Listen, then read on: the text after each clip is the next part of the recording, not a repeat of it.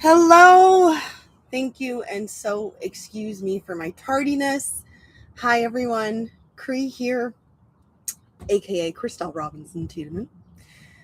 This is HD Friday. This is a weekly human design education session that I host in my community, The Collective Perspective, which we've decided to make live for the time being here on YouTube.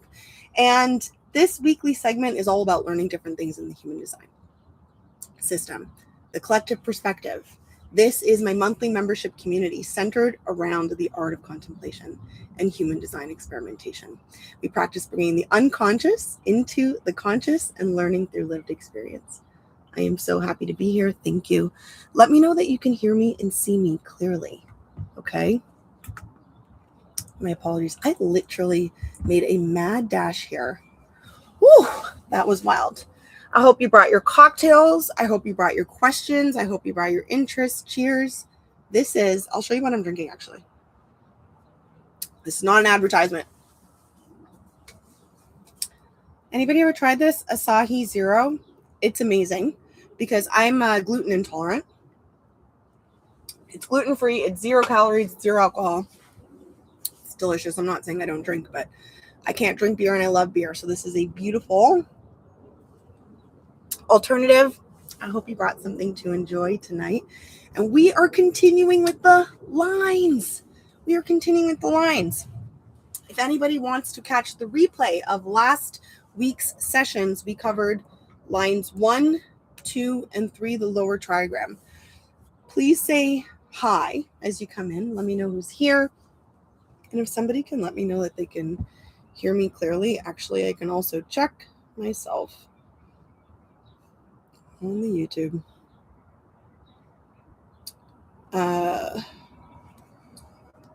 I hear myself. Okay, great.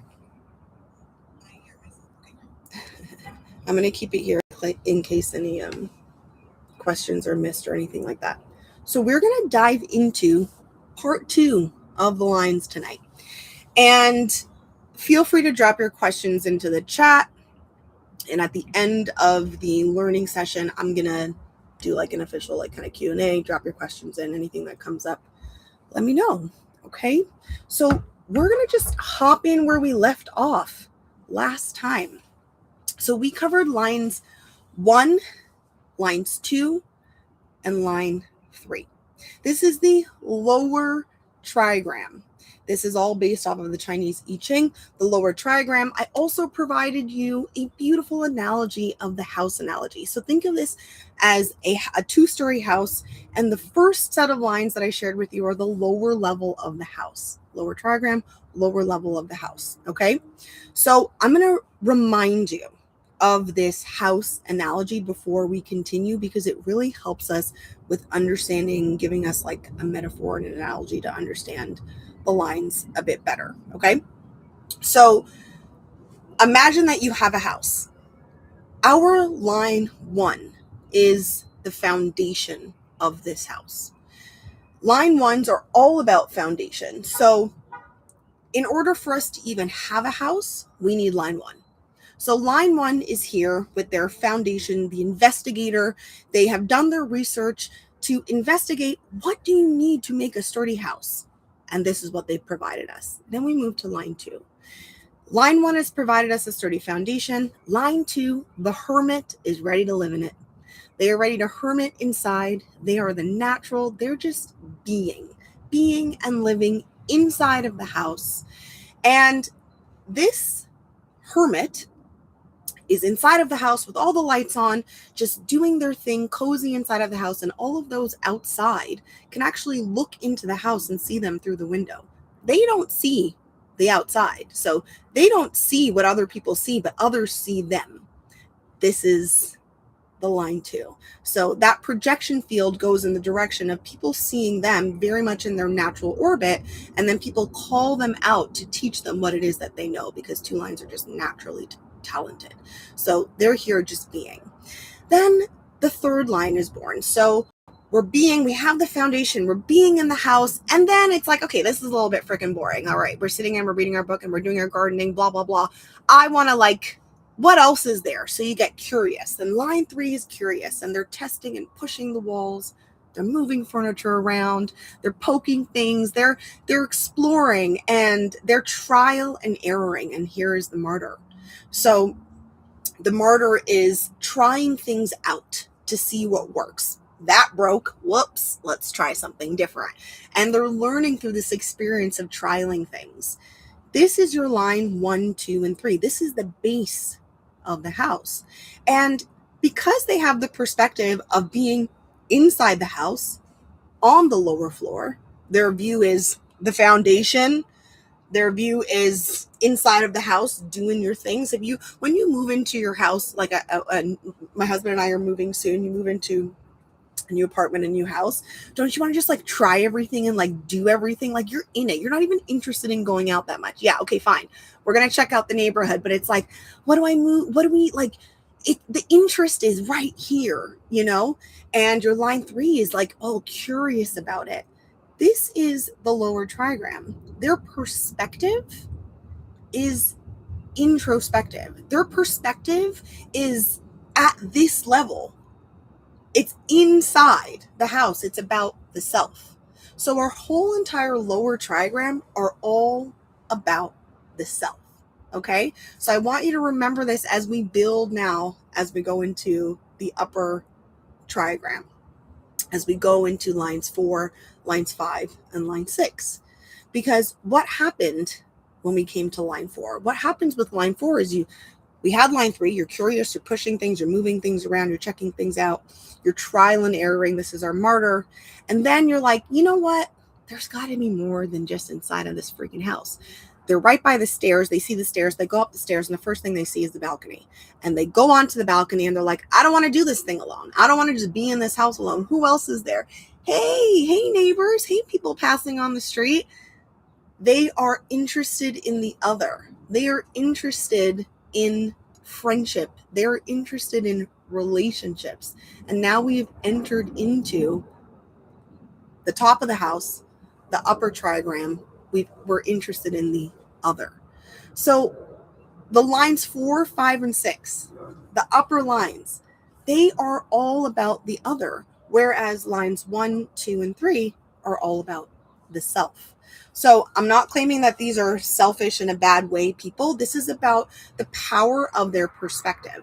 Lines 1, 2, and 3, their introspection is actually good for the world. But the foundation that the one line is looking for is for the self. They're looking for their safety for themselves. That investigation is for their own safety. The line 2 is just all about being inside of like the things, their natural things that they love. They're just these natural being, like what feels good, let me do it. And line 3 is curious. It's their own curiosity about things that they're satisfying. That is where their curiosity comes from. So this perspective is very self-focused. And in their discovery through that, they provide, they teach, their wisdom is shared with the world, but the focus is on the self. Okay. When we start moving into lines 4, 5, and 6, we are talking about the other. So line 4, moved up, looked out. They're all about the relationships. Who else? Who can I collaborate with? Who can come over for dinner? Who can I have fun with? Like, what opportunities are available to me? This is your line 4. And then your line 5 now is back inside of the house on the top floor. And they're inside the house in a dark room looking out. And as they're looking out, they can see so much so clearly, but others can't see them. It's the opposite of line 2. Others can't see them. And so in their perspective of objectivity, by looking out through the window, they are your problem solvers. You're heretics. They see things from a different perspective. They are the fixers. This is what they call them in the Gene Keys. And then we move into the line 6. And this person is like, all right, we've met the people 4th lines. We've helped the people 5 lines. Line 6, I don't want to help anybody. I'm climbing up onto the roof. I need a completely different perspective. They're on the roof, they're aloof, and they're looking out with the greatest objectivity of all of the lines. Okay, so this is the house analogy that we're carrying with us throughout all of our descriptions here for understanding the lines. Let me know if you guys have any questions at any point, okay? Anything that comes up, just pop it in there. And pop in what your profile is. I'm interested to know, what are your profiles? Who's watching? Maybe I'll give you a little something extra for yours. So we're talking about the self. We're talking about the other now when we're moving into the upper trigram of the house. And the first line of the upper trigram is line 4. Line 4, very special line for me. I am a 4/6, so line 4 is near and dear to my heart. So we have the first level of the upper level of the house. And the line 4 is called the Opportunist. Opportunist. And what is the opportunist, right? The definition of an opportunist is it's basically a person who finds opportunity, right? Who has a way of perfectly timing and orchestrating things so that they can create and maximize on opportunities based off of their environment and the people around them. This is the opportunist. The opportunist is one of those words that I find when I do a reading with somebody. There are certain words in the human design system that bother people more than others. That's one. People are like, what does that mean? I'm an opportunist, so I'm manipulative. I mean, that is one perspective to look at. You can think of it that way and put a negative connotation on it. But manipulation isn't even always a bad thing. Like manipulation, a lot of times people don't even realize, for example, a people pleaser, someone who's always doing stuff for other people to make sure that they're liked, that is a form of manipulation, but people rarely consider that to be negative. Manipulation can mean a lot of things. It is being able to maximize on opportunity. Is that a bad thing? Or is that also a skill set? Is that also a characteristic of a person who's probably, successful in certain areas? Do you know the saying that it's all about it's not about what you do, it's who you know? That is a 4th line saying. So the whole point here is not that you are manipulating people. The point here is that you are a naturally friendly person. The point here is that you have a way with people. You have a certain magnetism with people. You have a warmth with people. You're inviting to people. And because of that ability that you have to build relationship, opportunities arise. This is what it means to be the opportunist. I'm just making sure I'm seeing all the messages.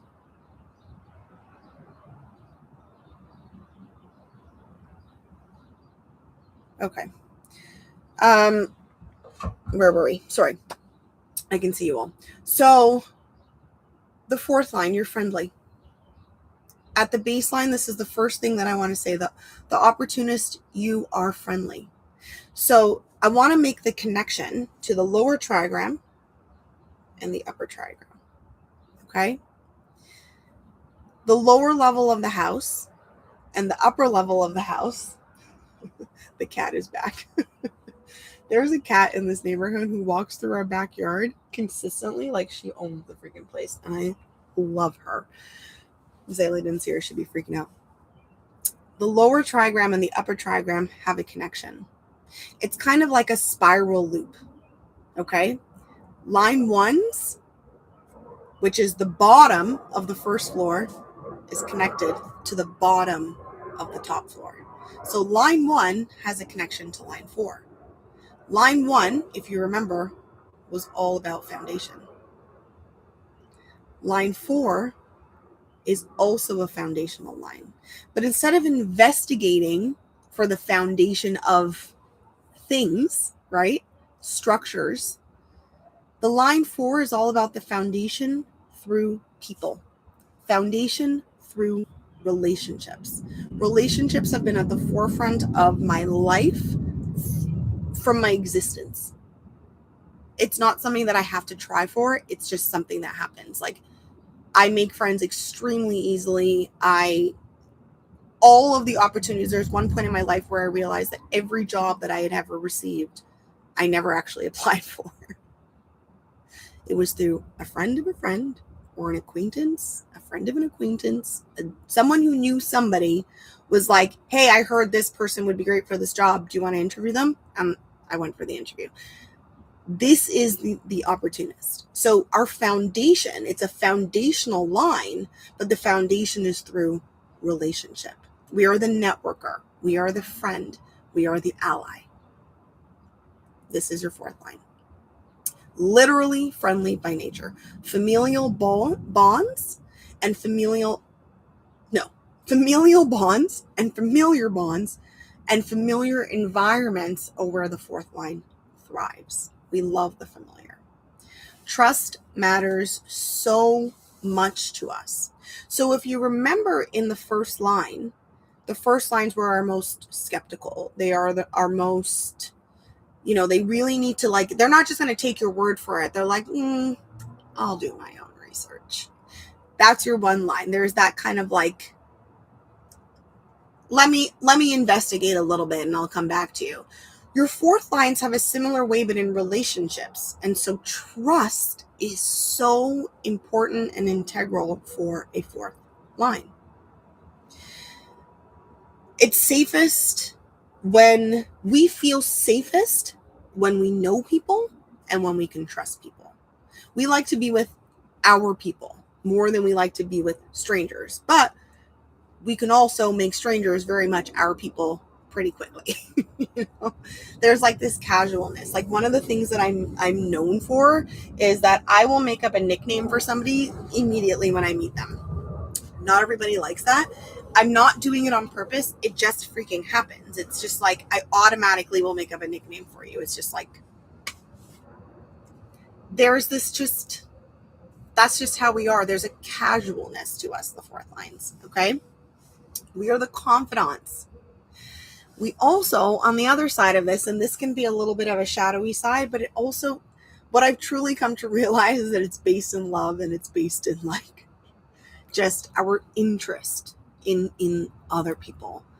We love the tea. Like, we love the tea, like gossiping. That is such a fourth line thing. Like, we love to be in the know about what's going on in relationships. That is very much a fourth line thing. We also,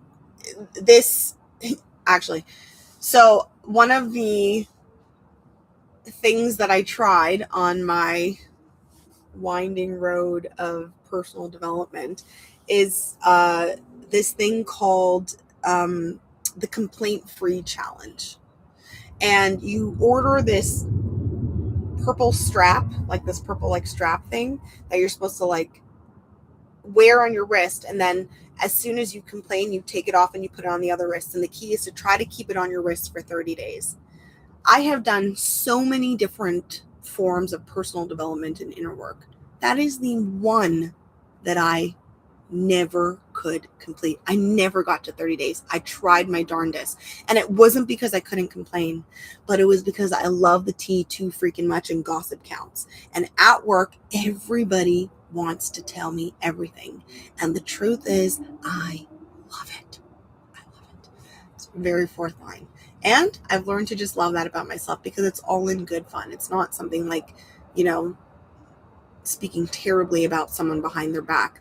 There's a really nasty side of that, and that could be a fourth line as well, more shadow side, but there's this other side of just really being interested. There's a fun and lightheartedness to this, So our influence, fourth lines, is very much through relationships, and this is what creates the opportunist. So we're very influential people. Just naturally, we are influential. And so my teacher provided this analogy called the bullseye analogy. And every fourth line that I know, this is true for, whether they are aware of it or not. So remember when we talked about there's the conscious versus the unconscious? When if you have, so your profile is the two numbers, it will be like a 4-6 like me, it would be a 1-3, it could be a 2-4, it could be a 6-2. Those two numbers, the number in the front is conscious. It is the line, the characteristic, the personality structure you are aware of. The second number is in your unconscious. Other people are aware of that about you, but you don't necessarily recognize it yourself. The older that you are, the more likely you are to have recognized this.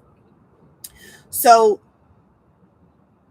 this bullseye effect, this bullseye analogy, think of, so a bullseye has like a circle in the middle, outer circle, outer circle. For a fourth line, in that inner circle, you're going to have like your best friend, your best friend, your best friends. Let's say you might have a couple, okay? Those are people maybe you've known, since elementary school, or just like, whatever, your best friend, they're in that circle and they're there and they like know everything about you. Those are the people that you're closest to and you have like that level of friendship. Then there's going to be another ring.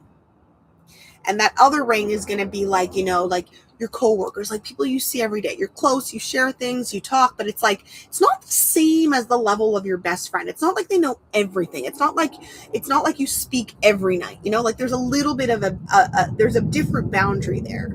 And then you're going to have your outer ring there. And it's going to be like the acquaintances, like friends that you see, not all the time, but like they're a friend of a friend, or them, from way back when, or them from maybe the greater company, not your actual workplace, but maybe the greater company.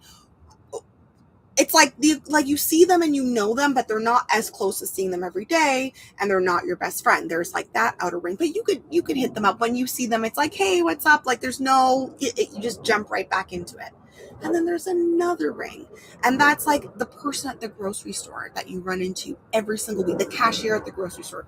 You might not even know your name, but you're like, hey, oh my gosh, how was it last weekend? You told me that you were gonna. That outer ring, this is how the fourth line works. There's always these layers of human beings, this network. That is the 4-line network, basically, in the description. And it's not something that the effort, it just freaking happens. And so for the unconscious fourth line, this is the person who's like, yeah, I don't know that many people. And then you go for a walk and they're just like, oh, hey, Sue. And you're like, who the heck is Sue? And they're like, oh, she lives on the house on the corner street there. They just bought a car last weekend, and can you believe it already broke down? And I'm like, well, how do you freaking know all of this? Like, what are you? That is some fourth line stuff. People are the currency. People are truly our currency. And so a fourth line, because of this safety in people, they don't break off relationships that easily. They don't break off relationships that easily. And that actually is healthy for the fourth line to do that. That is healthy for the fourth line to do that. There's a fine kind of balance, and always everything is going to come down to follow your strategy and your authority, right? But there's like this balance of not cutting things off because it literally creates unsafety, but also there's a shadow side of maybe holding on to relationships a little bit too long that are not healthy or not good for you, or, there is no opportunity in that can be on the shadow side of the fourth line. So this opportunist, all these layers of relationship, this bullseye of network of people, some of those, it's not everyone. It's almost like it's one of those things where like there's power in the plenty, like there's power in numbers. One of those, two of those, it's going to create an opportunity somehow. Word of mouth works really, really well for a fourth line in business.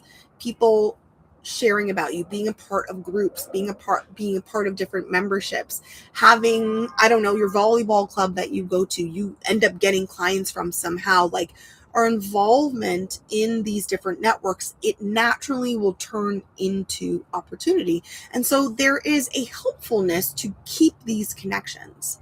It's natural to a fourth line to want to keep these connections, but where it becomes your work of listening to your strategy and authority is when you are in fear and holding on to something that is not good for you in terms of relationship, or in fear in another way. And this is where we get into another shadow aspect of our fourth lines, is because relationships are our powerhouse. This is like really where we thrive and where our safety is, and it means so much to us. It's also our greatest weakness. So a fourth line who gets hurt in relationship, betrayal, that is death to a fourth line. That is so painful to a fourth line. So if we get hurt in a relationship, and so the response is self-protection, cut off, that can also be a shadow aspect, when actually the best thing for your fourth line nervous system is to ease your way out. I have a friend who like thinks it's insane because she's so different than me, but I'm friends with, and friends might be like a bit of a broad term. I'll say at least acquaintances or friends with all of my exes, maybe except for two. And those were like two situations where I'm like, I need these people to not be in my life because it's not healthy. It's not good. There are no opportunities there. It's not working out well. But this idea for me of just like, you dated someone, you cared about someone, you loved someone, and then it's just like they don't exist, or they're a piece of shit, or you want to talk crap about them, or that feels so odd to me. Like it feels so wrong and unnatural to me. And when I learned about human design, when I understood that I was a fourth line, all of that made so much sense. It's just like, you don't just throw people away. It's like a precious currency, you know what I mean? Like relationships matter so much. And so because of that, fourth lines are also your most hurt. The ones who really feel it the worst when it comes to betrayal in a relationship. Their hurt is the deepest hurt of all of the lines. And one thing that you'll start to recognize, and the gene keys are actually a beautiful teacher for recognizing this duality, but a lot of the strengths that you see all throughout your design, and so the strengths that you see of a certain line, there is a counter side that is also their greatest weakness. And so for the fourth line, we are the kind line. We are kind, warm, friendly. We are the friendly line. We are friendly people naturally. And your fourth lines also, when they're hurt, are your cruelest. So there is that dichotomy. Some of the meanest behavior you can see from a fourth line who is hurt. And it comes from that place of like self-protection, of like a dagger.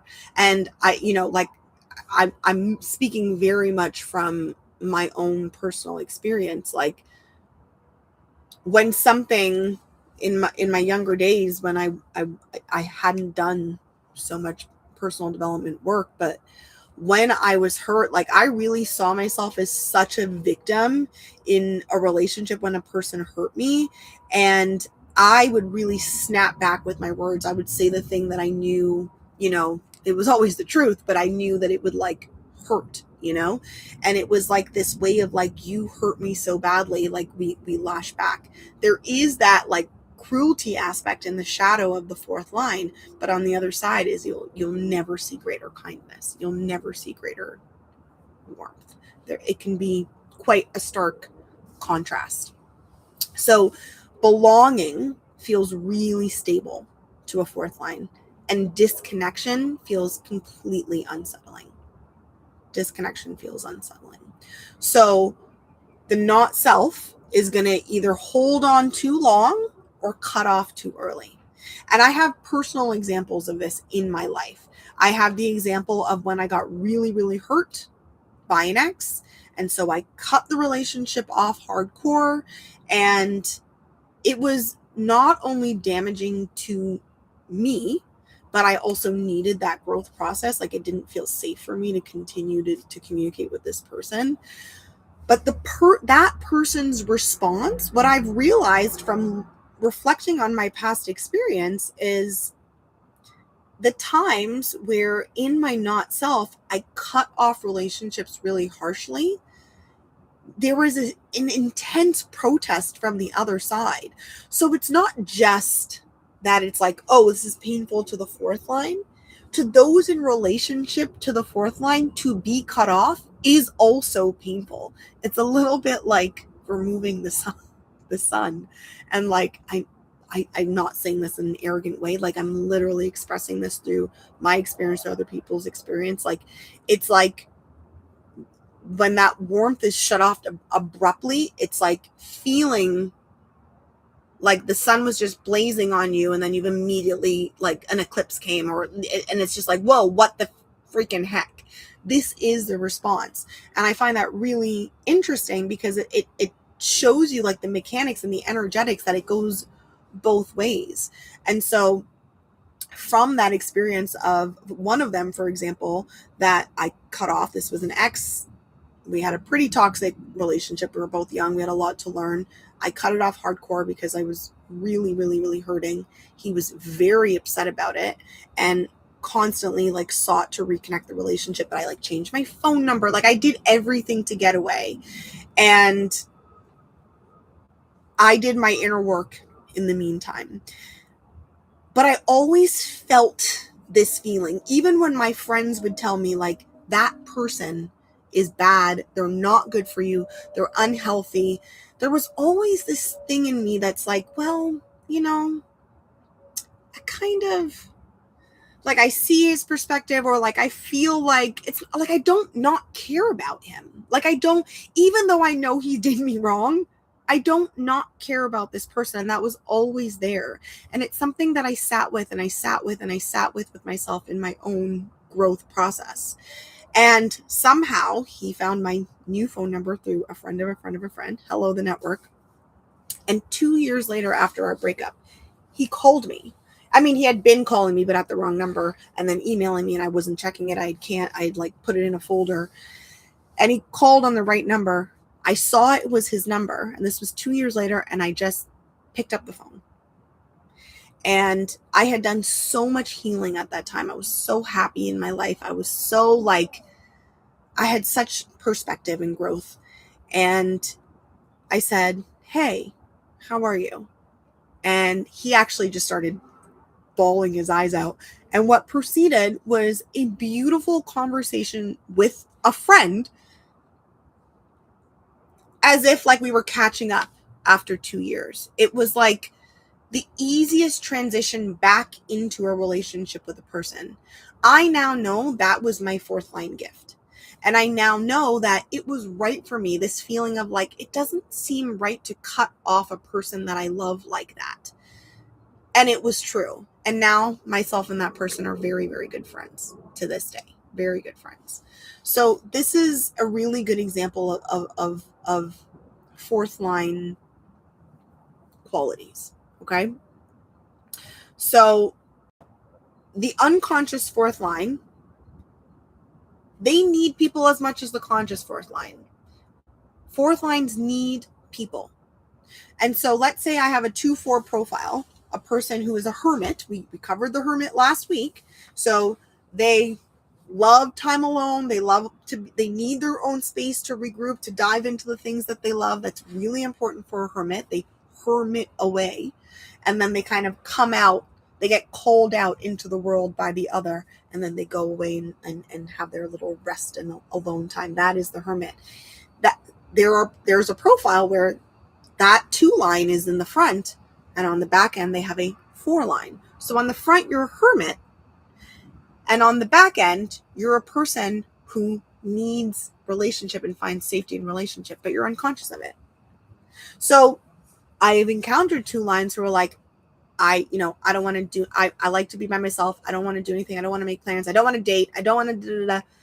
And the truth is that is them and their not self. Like they will never feel fully whole.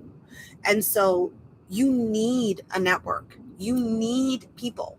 Even if it feels safest for you to hermit away, you're not actually going to feel fully fulfilled and happy unless you have your network.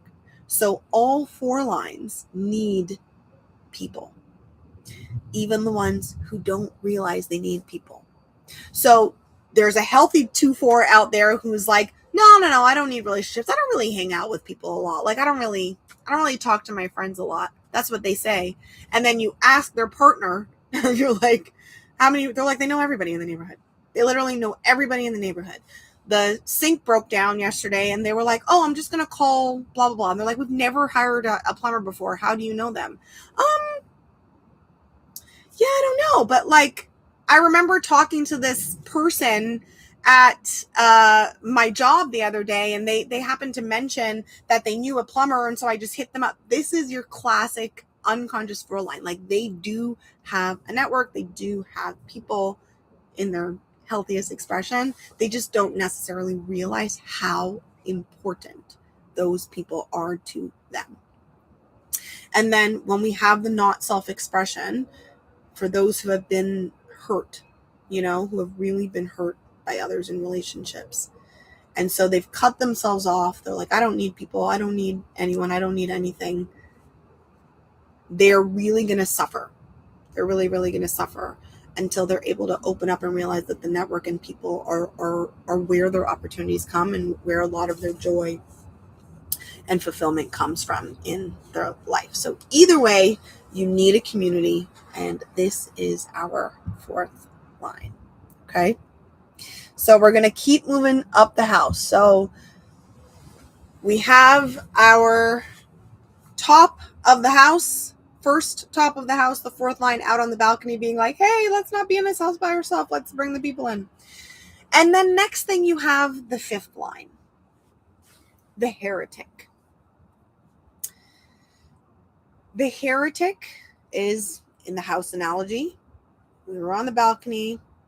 We're like, wow, we've met all the people.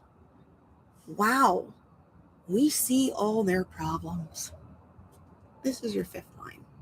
What is a heretic? A heretic is a person who holds an unpopular opinion or evaluation of something and shares their perspective that might not be the same perspective of the other. And so then they're pretty much burned at the stake as a result. Like this is the heretic, like the opposing viewpoint, And the thing is with the heretic is that their perspective is different. Their perspective is more objective.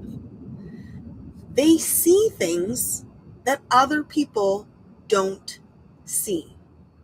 This is where, and these terms that Ra Uru came up with, they are, I will admit, like a bit odd. You know what I mean? Like I wouldn't necessarily have chosen the heretic if I had to choose what the terms are, but it gives you an understanding of, at the basis of it, like what is it that this line, this personality structure is going to encounter in their life.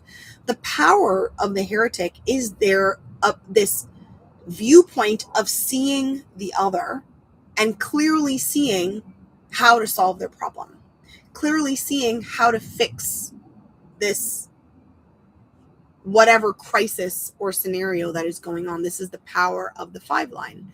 But do you remember when I said that the bottom house, the lower trigram, the lower level of the house, and the upper house, each level corresponds to the other. So the 1 line corresponds to the 4th line. They're both foundation lines. The 1 is the foundation of structure, and the 4th line is foundation in relationship.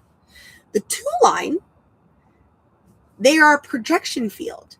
This was the natural person being inside of their house. They're hermiting away. They just got this house and they're living in it and feeling good, and the lights are on and they're doing their thing, and it's dark outside and people are looking inside and they're like seeing everything that they're doing. They can't take their eyes off of them. But the 2 line inside can't see because the lights are on inside. It's dark outside. They can't see that people are watching them. They can't see that people are seeing them. So there's a projection field where the 2 line is seen, but doesn't see themselves. But they're seen by the other. And people keep coming to them like, oh my God, you're so great at that. Oh my gosh, you're the best at that. That's incredible. And you're like, what? Why is everyone looking at me? That's the 2 line projection field inward. Now we go to the top of the house. The 2 line corresponds to the 5 line. They both have a projection field. But the 5 line's projection field is the opposite. It's daytime. They're inside the house. Lights off. They're looking from the top floor out the window, and they're seeing very clearly, but others can't see in. And when others can't see in, they walk by this house and they look up. They can't see into the window because it's dark, and they project their own ideas. Well, that looks like an expensive house. That person must be a real snooty pants. Okay. Another person walks by and is like, you know what? They're just doing drugs inside of that house on the corner. Another person walks by and they're like, you know what? I love that brick color. The most brilliant person lives inside of there. And the projection field comes in this direction. People cannot see the 5 line clearly. 5 lines cannot be seen clearly. What you see is your projection upon them. And so, because of this fixer energy, 5 lines are projected upon to fix everybody's problems. Like, that is their superpower. And they also have the ability oftentimes to do so. But at the same time, they don't have to fix everybody's problems.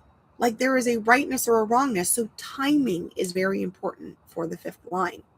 This problem-solving line, the fixer line, they are here with this powerful perspective to be able to show people, show the other what is right for them, but they're not here to just be told by the other what they're supposed to do. That is a projection. And what happens, just like why Ra chose the word heretic, is that when the 5th line is projected upon that you're supposed to solve my problem by someone where they're listening to their own strategy and authority. And let's say that they're a generator and they got an like, I don't want to do that, or I don't know how to do that, or that has nothing to do with me. Then they are demonized. Then they are like burned at the stake. This is what happens with the heretic, with the 5th line. So the projection field that is placed upon the 5th line is that people can easily glorify them and see them as a savior, or they can demonize them and see them as the worst. And so the 5th line is always kind of navigating the projection field cast upon them by the other, and can actually feel a bit lonely. It can feel very much like they're misunderstood. It can feel very much like they feel pressure to do for others what others tell them that they're supposed to do, whether they want to or not. So there's a strong conditioning not to listen to their strategy and authority. There's a strong conditioning to people please, right? To do what other people tell you that they want you to do. But it doesn't even mean that it's right for you to fix everybody's problems. So let's say you're not listening to your strategy and authority 5th line, and someone says to you, come do this thing for me. I know that you can do this. You can fix this for me. You can save me from this. And you respond, and you actually weren't the right person for that. Immediately demonized. Why would you do this thing? But you told me that I had to do it. Well, you shouldn't have done it too. This isn't very much the experience of the 5th line. So they're built naturally for solutions. They are built for practicality. This is a practical solution-based line. The 5th lines in my life that I know, oh my God, these are people that thrive in a freaking crisis. They thrive in a crisis. And oftentimes truly in their true self. Like they enjoy that. They like that, you know, they really are your people that will rise to the occasion in a crisis. And like they come in and they clean up. Like that is their superpower. But it doesn't mean that they're for every crisis. It doesn't mean that they're the cleaner uppers for everybody and for everything. Like that is where they end up being used and abused. And because of this reason of like shining in a crisis, a lot of times fifth lines can end up feeling kind of used and discarded. It's like, I have an issue. Fifth line, that's the person that you call and you're like, I need you to come and fix this. And then they fix the thing and then it's like, all right, I don't need you anymore. And it's like, okay, like, but is that all that I'm good for? And the thing is that part of your experimentation process, fifth lines, is your timing.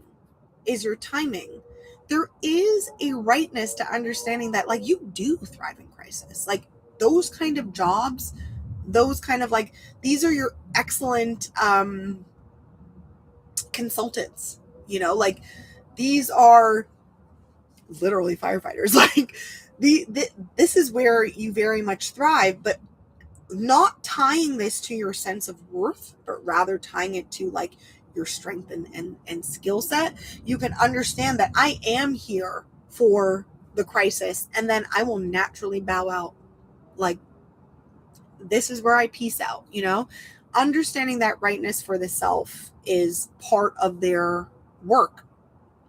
And one of the reasons that for the reason of this projection field, fifth lines actually work best with strangers.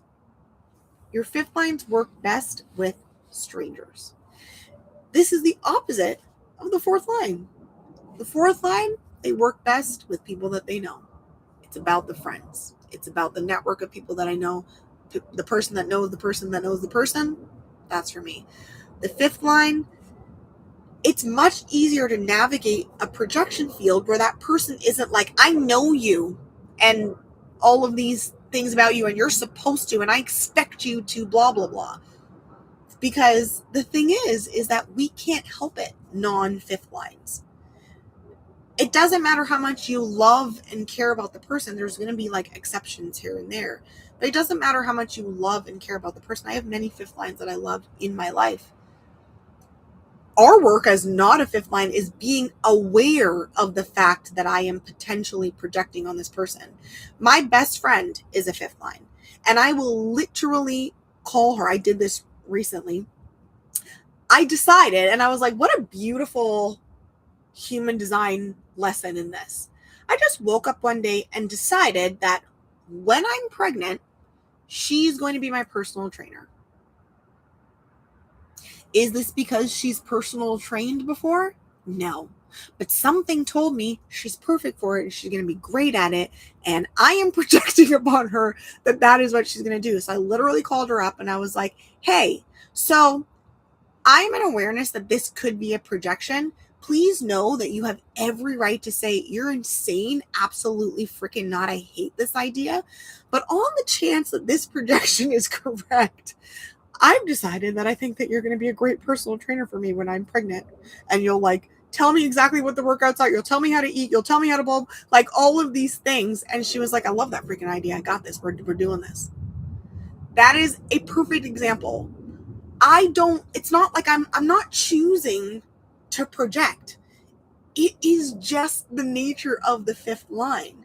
But in my love for that fifth line, my job is to become aware of myself that this could be a projection. It's the same thing when it's like you have all these expectations that this person is supposed to be this thing. And it's like, were they really supposed to be that for me? Like, did they say that's what they're supposed to be for me? Like, is this something that I just decided on my own, or is this something that this person has actually given consent saying that they want to do? Okay.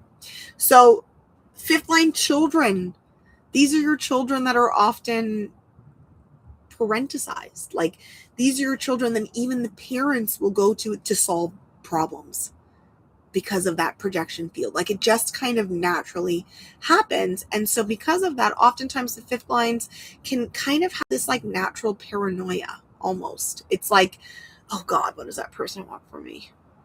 oh God, what is their expectation of me? Like this it's not really even paranoia. Like they're not entirely wrong. You know what I mean? But when we're following our strategy and authority, when we're standing in our alignment, for my fifth lines, for you guys, there's this strength in being able to say, no, like that is not right for me. No, I don't want to do that. I'm sorry. I never said that was something that I was going to agree to. I'm sorry. I've never expressed that that is a job that I would like to take, you know? So really strong boundaries are the true self of a fifth line. Strong boundaries and no, being able to say yes and no to the right projections. Okay. Your fifth lines are tend to be like naturally or through conditioning over responsible, over expectations. So these are people that like can often feel like this heavy weight of the world on their shoulders almost, because they just feel like, oh my God, I have to fix everybody's problems, even from a very young age. This can be something that the fifth line kind of takes on as a duty for themselves. And it's true that they are the fixer, but the work is really understanding what are the right things for me to step into to problem solve and what are not. This power of the fifth line is like incredible. So the thing is that it's about truly using it to your benefit, truly using it to your advantage. So using that projection to benefit you. A great example that one of my human design teachers taught me is that for a fifth line, like set up a bunch of when you're looking for a job, set up a bunch of interviews and go to those interviews and see which one projects upon you like you're the greatest, you know, like you're incredible, you're worth this, like, and pick the best projection. Use it to your advantage. This is the power of the fifth line. They can be highly, honestly, the word is seductive.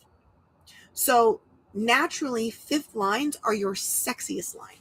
They are the sexiest line. They are actually seductive. There is an attractiveness. There is an allure to the fifth line. It's like this godlike allure. And what comes with it is the projections of like, you know, you're the best, you can fix everything, you can do everything for me. But it also just comes with this kind of like draw towards that person that can be used to their benefit. And then there's the opposite projection, right? So it's like the benefit is extremely high.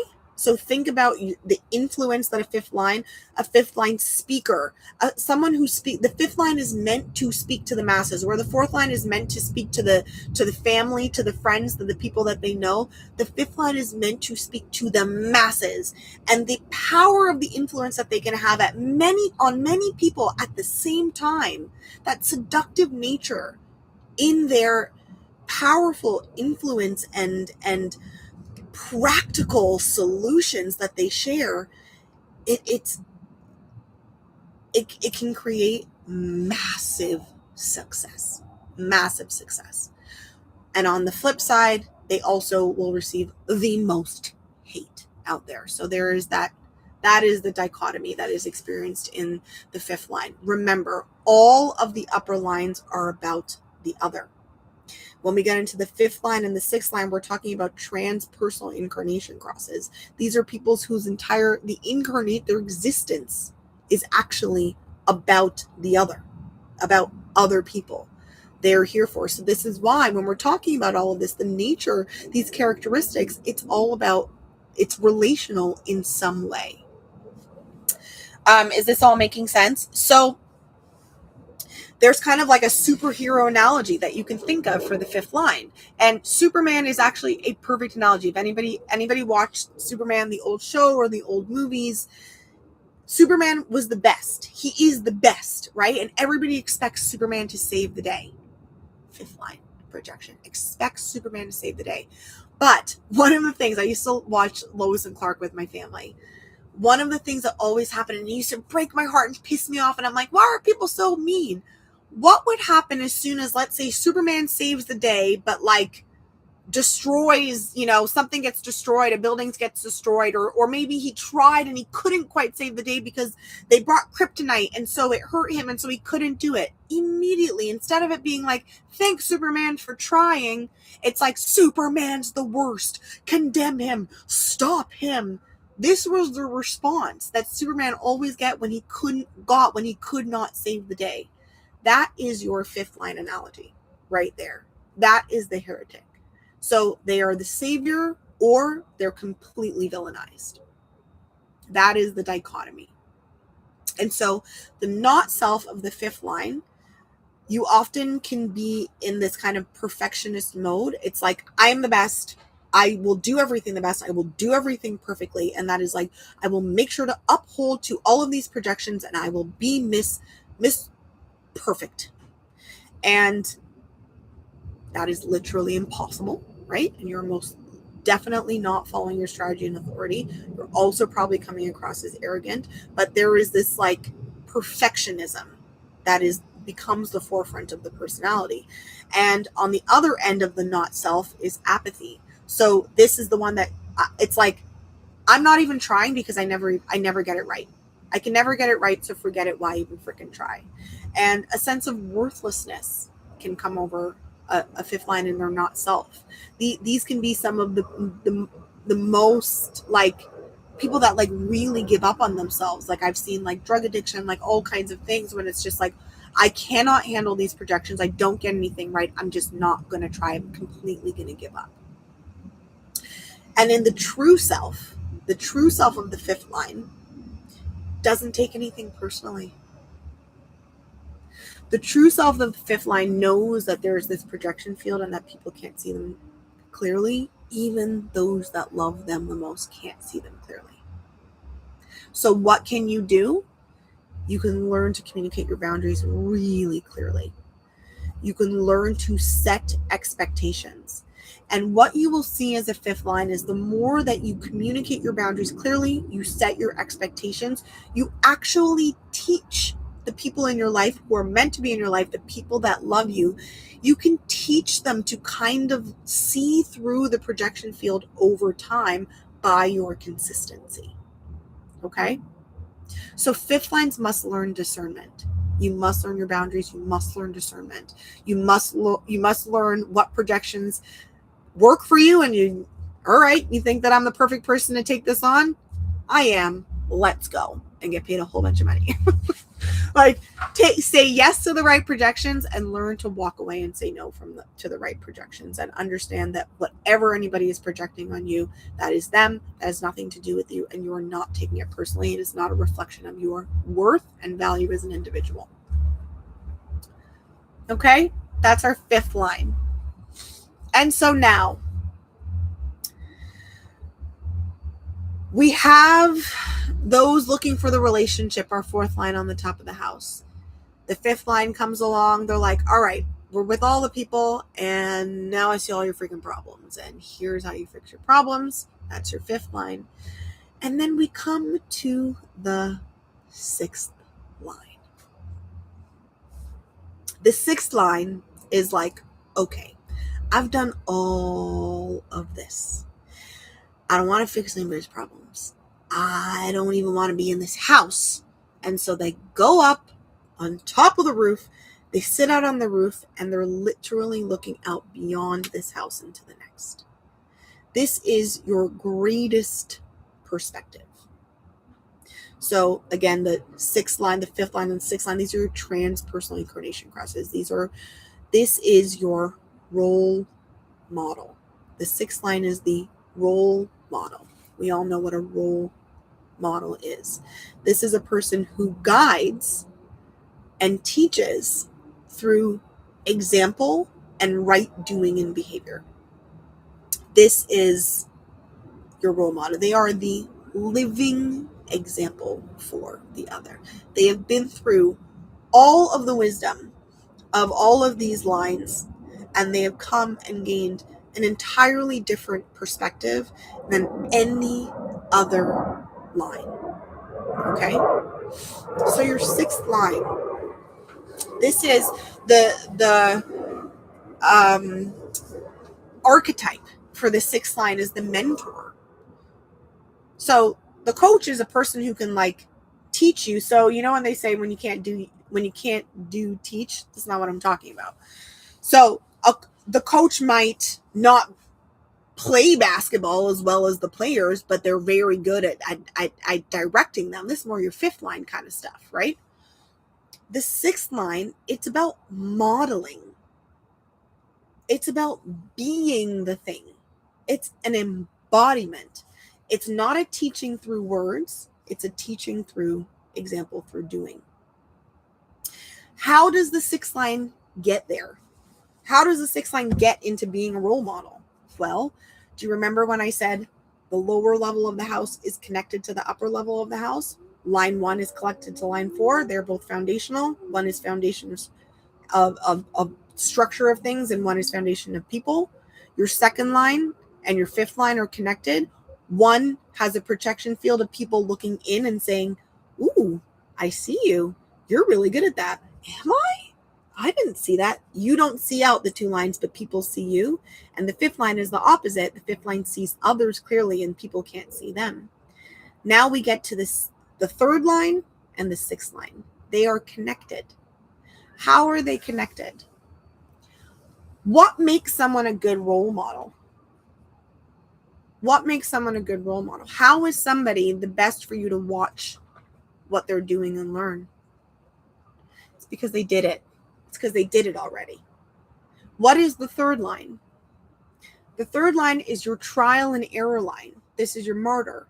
This is the person who learned through lived experience. They fell flat on their face, got up and said, well, that's not how you do it. Let's try it this way. And they figured out the best way to do things by figuring out all the ways not to. They know what the heck they're talking about because they did it. Your sixth line is the only line of all of the lines that has 3 distinct stages. For the first 30 years of a sixth line's life, they are actually a third line. The sixth line is our caterpillar. You're not actually a sixth line when you're born. You're a third line until your Saturn return. And so a sixth line, as a third line for the first 30 years of their life, are trial and erroring, falling down, getting back up, bumping into things, learning what not to do. They are really experiencing life tactily, hands-on. Now, if you remember what I said about the third line in last week's live, third lines, you're our bounciest, you're our spongiest, like you're built of thicker stuff than the rest of us. Like they're meant to fall down and get back up. So they got it all extra padding on them. They are resilient AF. Third lines are super resilient. Ra Uru, the creator of human design, he actually called them the cockroaches because they always come back. I don't really like that analogy so much, but you're made of tough stuff, right? The thing with the sixth line is they are a third line for the first 30 years of their life, but they're actually truly a sixth line. We're not quite as resilient as the sixth line. So the third line does kind of get beat up a little bit by life before their first Saturn return. They really go through it. And what happens at that around 30, it's like, 28 and a half years to 30, that Saturn return, what happens is this kind of awakening happens. And it's like, okay, enough of that. I have bounced about a lot, enough. I'm freaking out of here. And so they go up on the roof. They were a third line. They were on the bottom level of the house. They were pushing the walls. They were moving the furniture. They were in the life. They got beat the F up and they were like, I'm done. And they go up on the roof. And This second stage for the sixth line is this observation stage. It's this removal stage where it's like, what the heck just happened? And it's the time to extract all of the lessons from their experience before their Saturn return. This is a very aloof stage. The six lines are considered to be aloof, and it's true. We are. So I'm a 4-6, 4-line, and 6-line. Both of mine are upper trigram. There is an aloofness. There is an objectivity. It's like we're looking out. But the thing is remember what I said about being in the lower house. There's a different perspective. The perspective is just what? Foundation, walls, ceiling. Like this is your perspective from the third line, from the lower part of the house. It's when we get to the upper part of the house, we're on the balcony, we're looking out the window, we're on the roof. This is a different perspective. This is a perspective of the other. This is a perspective of outside of ourselves. This is what you're getting in the upper trigram. And the sixth line has this perspective on the roof that sees more in a different way from a removed place. This is what the sixth line is, how the sixth line is looking. This is the objective perspective. And so they're observing others, they're observing their past, they're analyzing their past, they're making sense of things, they are extracting and learning lessons. And this is really a beautiful analogy for this is the caterpillar. So, the caterpillar crawls, whatever it eats, think of that as before a Saturn return, that first stage. And then it goes into this chrysalis. It goes into this shell. And what actually happens to the caterpillar inside of that shell is like it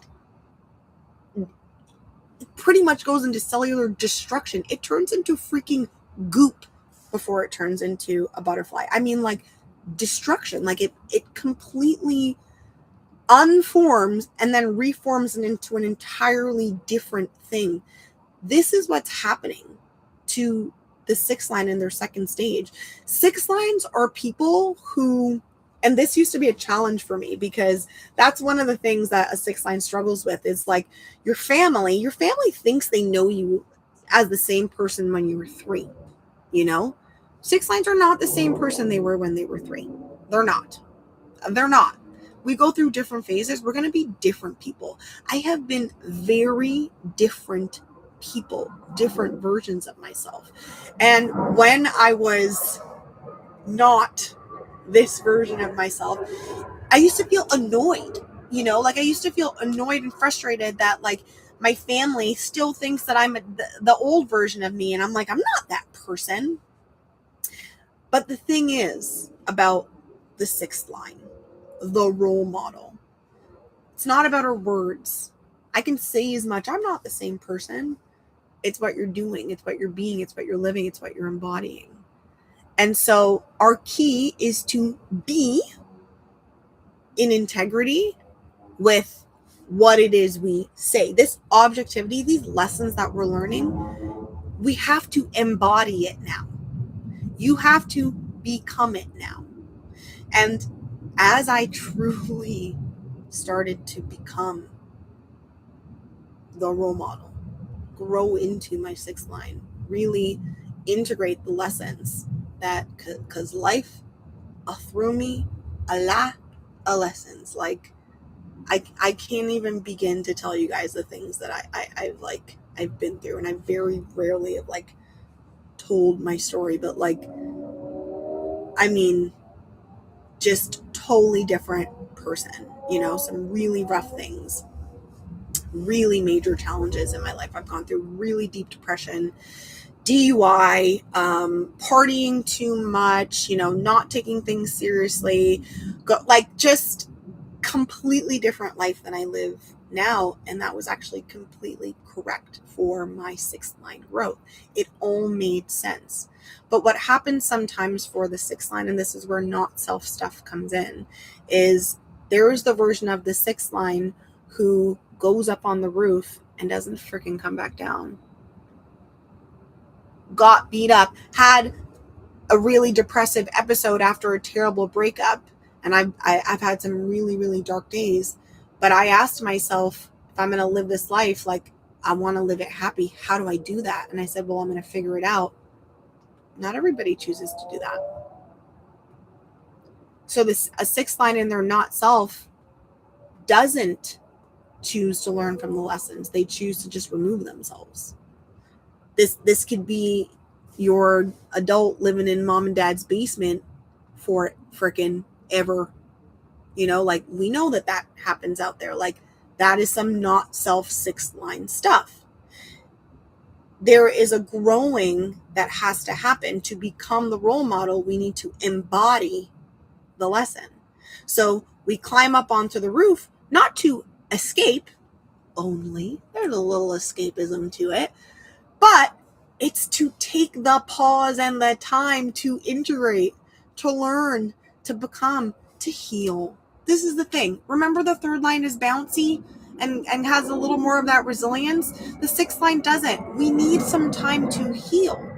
So from the age of 30 to 50, when we're on the roof, that is that integration time. That is that healing time. In its true self, the sixth line needs to be willing to try again. The not self sixth line says, I'm never trying that again. I'm never coming off this freaking roof, and you can't make me. But here's what happens. Remember, there's 3 stages. We're going to hit our Chiron return around the age of 50. And life, whether you like it or not, is going to boot you off of that roof. Sixth line, you're getting kicked off of that roof. But like the caterpillar, you can fly, or we can drop like a sack of rocks. And one of the things that my human design teacher taught us was that, did you know, and this is also true for, this is one of my favorite books. I read this in, it was a fiction book, but they talked about it. Ducks are the same way. And I think maybe all birds. I don't know if all birds. I won't speak to something I don't know. But I know ducks are the same way. And the chrysalis for the caterpillar is the same way.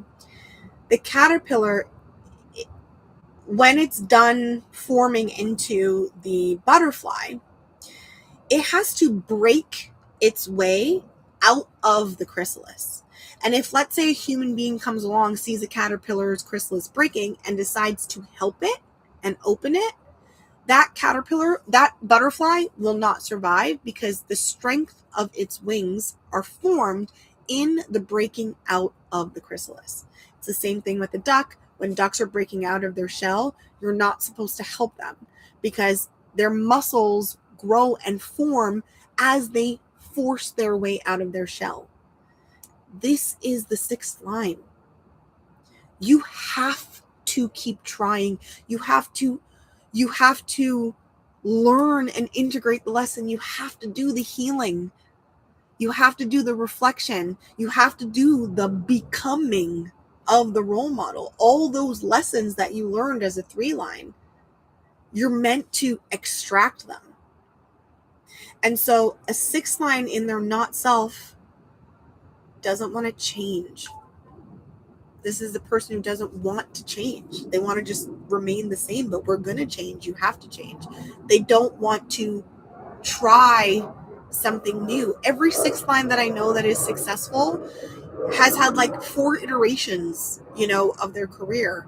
I realized that I wanted to be a coach after being a therapist for 12 years. And I was like, I think my actual true calling is coaching. And I think it's always been that.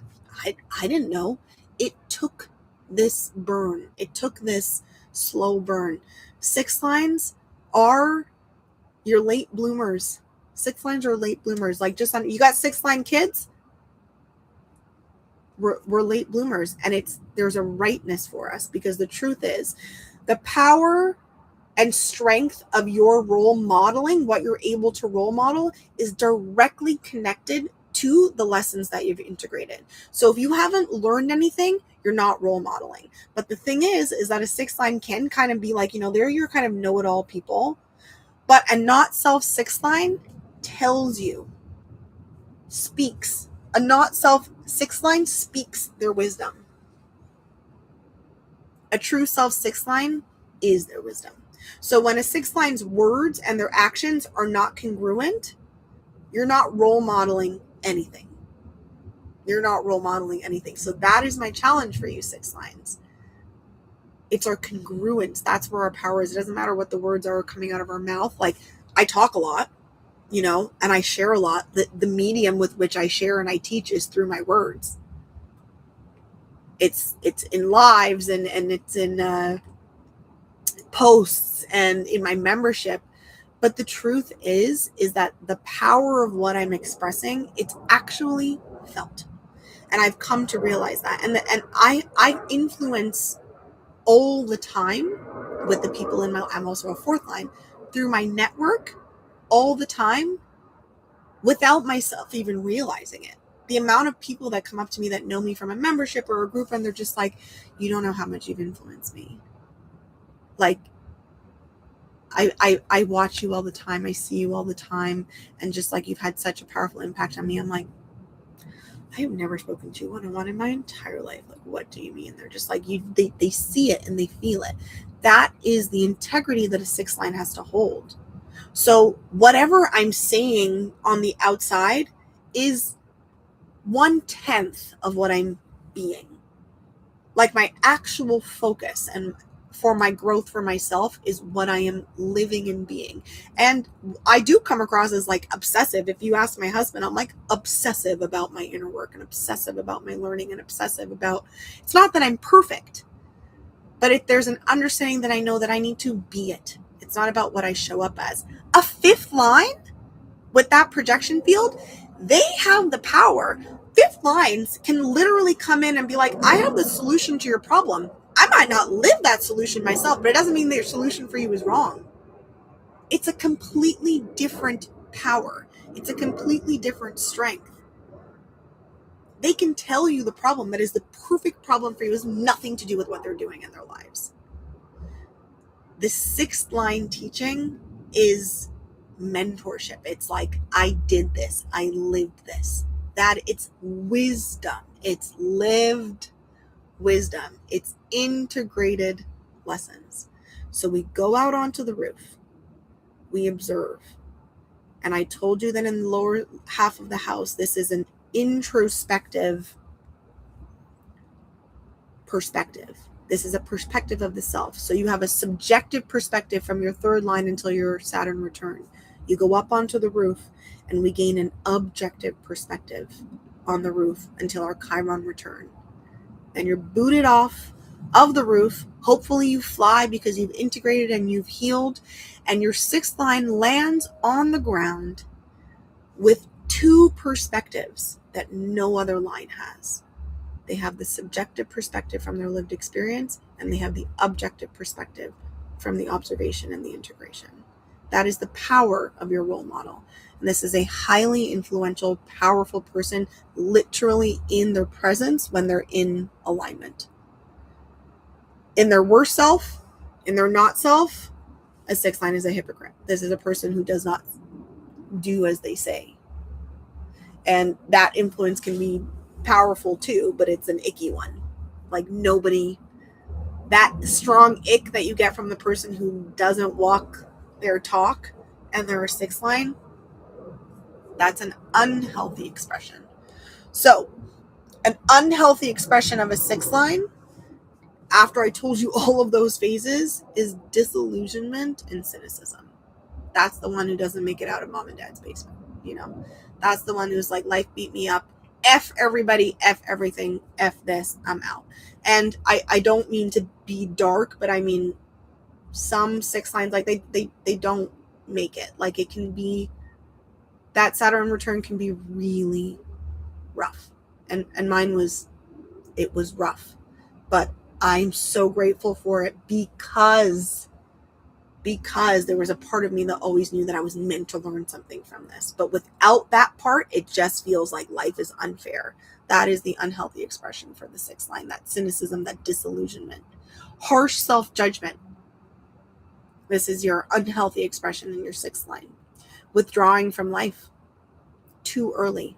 They're not letting themselves grow in the phases.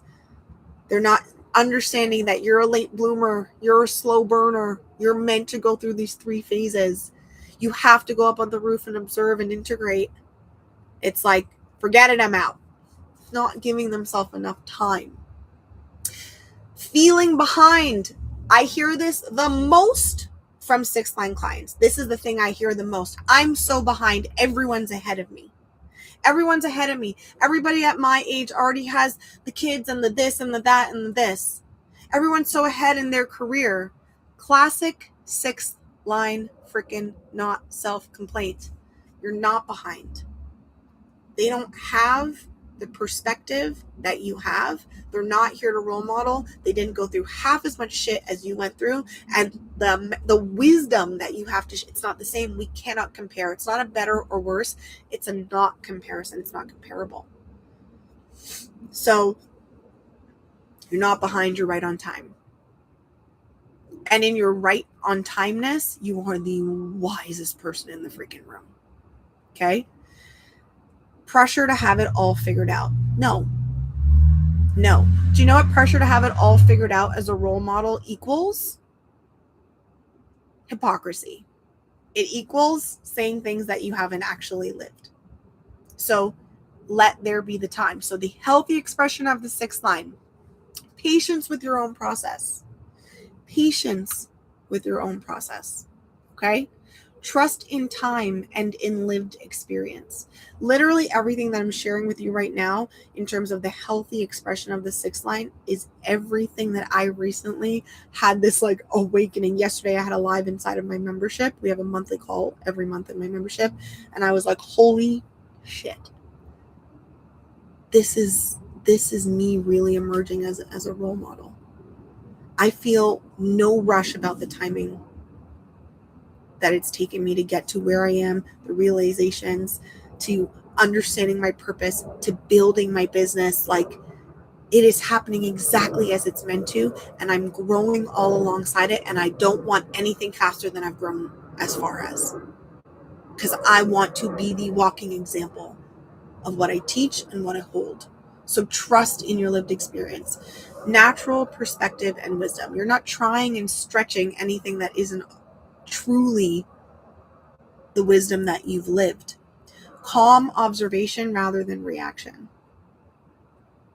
I truly believe that the reason that I've been able to navigate a very challenging fertility journey over the past 2 years is because of my growth and my experimentation in my human design and coming into this trust and this just observation and knowing that I learn as I grow and there's something for me to integrate here. If the universe has sent me a challenge, it's because I'm meant to role model it. And then I end up role modeling it, not because I'm trying to role model it, but because simply by being present and patient with myself, the true strength of a 6th line is their presence. It's literally our presence. By doing that with myself, I ended up being a very powerful example, even when I wasn't trying to be. And so the challenges that have come up through this fertility journey, I've actually floored and shocked myself at the calmness in which I received it. Doesn't mean I don't cry when I'm sad, but it's like, oh, I'm sad, I will cry, and I'll be there for myself. I've got you, Cree. Okay, what's next? We've got this. I trust. And leading by example without forcing.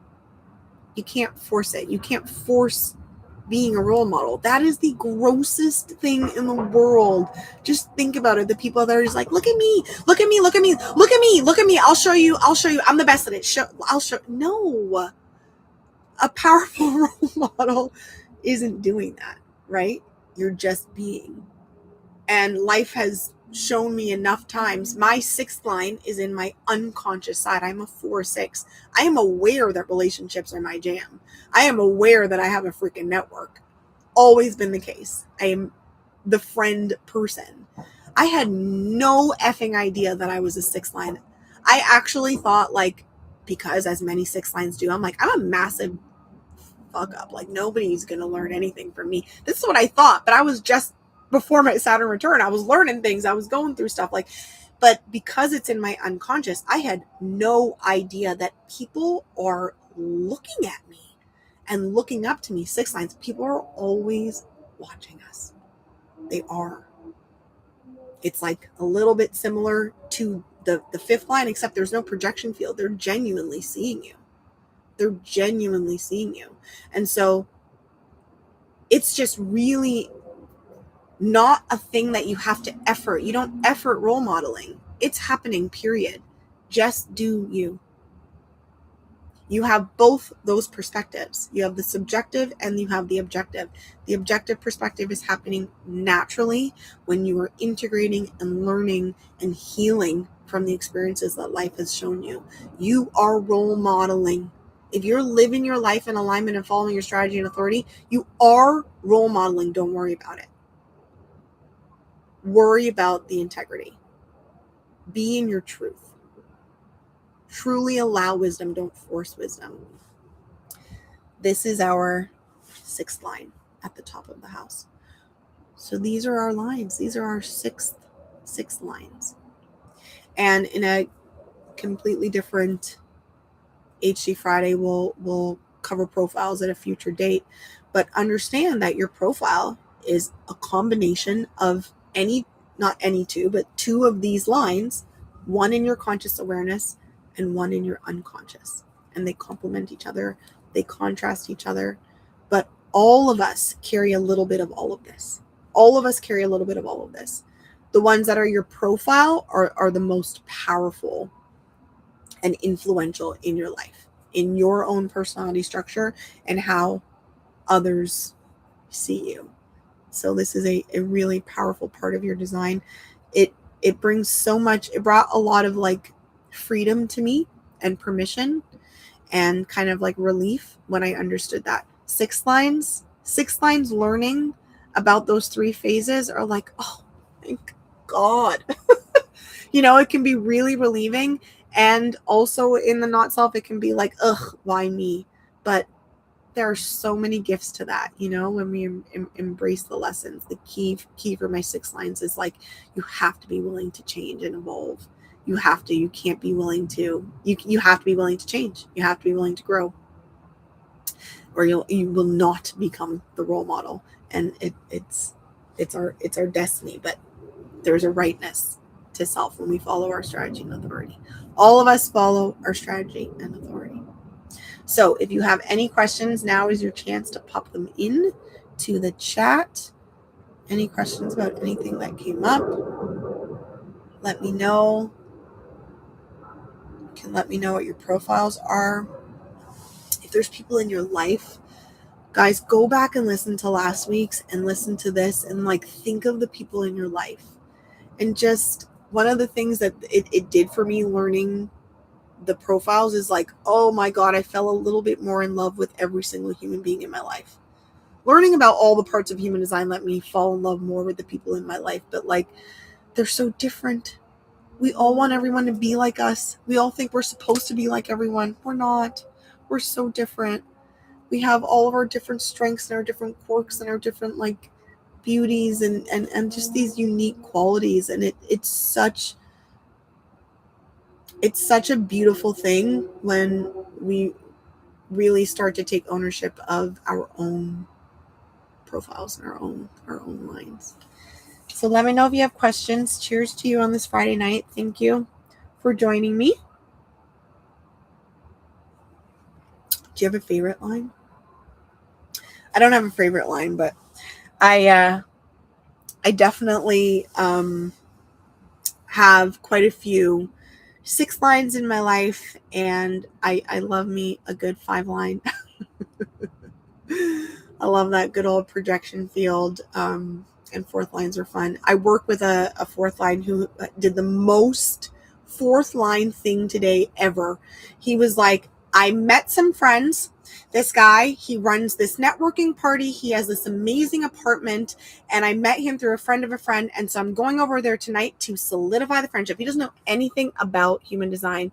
And I'm there cackling because I'm like, that is the most fourth line shit I ever heard in my life. He's like, I'm going to solidify this friendship. adding them to the bullseye. I'm like, get it, Opportunist. Absolutely get it. Like, it's actually such a beautiful thing when you think about all of these different strengths and these different ways that we're meant to manifest. You can associate your manifestation power with your line. You know, I manifest through other people. That's a really beautiful thing. And there's a rightness for that for me. All right. So it looks like we have no questions. I love you guys. Thank you so much for joining me tonight. And I also want to mention to you that I have 2 new reading offers. Coaching with Cree's Divine Advantage Human Design readings now have a different style completely. Now that I am a certified human design analyst, I have changed the way that I've offered readings, and there are no basic readings. There's no just regular readings. What I have are 2 different options. The first option is called the experimenter, and this is for the person who really wants to live their human design. Okay, you're not just trying to dabble. It's not just because it's cutesy. It's just like you don't want a bunch of information. You want to freaking live it. And so the experimenter reading is actually in 3 parts. It will be 3 sessions, and we build on each session. And I'm going to give you homework, and I'm going to give you experimentation tools. So you're literally going to walk away from the first session, go experiment in your life. We'll set up the next session for like 2 to 3 weeks later. You come back, we talk about what you learned, we add another piece, and I'm going to give you the foundational aspects of your human design chart to have you like go off fully equipped in your experimentation to learn more and more and more, and truly already be living, feeling like you're living actively in your design by the end of our reading. So that is option 1. And they have been the most fun readings that I have ever done since I've started doing the experimenter ones. The second option is called the teacher. So this is the person who wants the information. So this is the reading for my coaches or my mentors, and you want an understanding of the human design system so that you can also add this to your toolbox for guiding your own clients. Not that you're going to be a human design analyst now. It's not that level of learning, but it's enough that you can recognize the uniqueness and really implement the science of differentiation with your clients. So you're not cookie cutter treating seeing your clients. You're understanding your clients in their own uniqueness because you now understand these different aspects of the chart. And I'll give you the most important aspects. You're going to have the foundation of where human design comes from. You're going to understand the types. You're going to understand profile. You're going to understand the most important planets. So you're going to look at a client's chart and be able to be like, ooh, I can pick that right out there. It's going to even help you in terms of helping them with what's going on in their life and seeing where that shows up in their chart. That is the teacher reading. And so that reading is 1 session. It's 2.5 hours long. It's a longer session with tons and tons of information. And there are different available add-ons with that reading. So once you've had a teacher reading, you can also do an add-on and book to even have me look over a client's chart with you and do a consultation with you. So very different type of reading. Both give you divine advantage in what it is that you're looking for, but I'm really excited about those. And so the links for those are inside of the description box if you are interested. Happy Friday. Cheers again. I love you. Enjoy your experiment. Drop any questions, comments, anything in the chat later on if something else comes up to you. If not, I will see you next Friday here, 8 p.m. Have a wonderful weekend. Ciao.